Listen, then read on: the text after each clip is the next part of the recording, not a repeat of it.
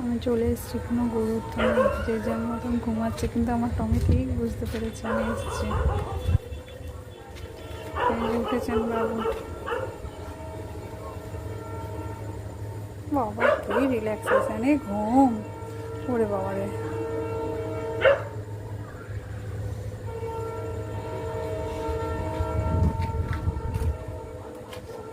আমার ঘর একটা বুঝতে পেরে গেছে, যাই। কে যে? খুলবো গেট?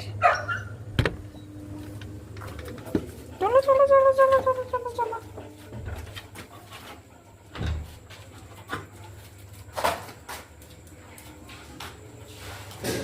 কি হয়েছে?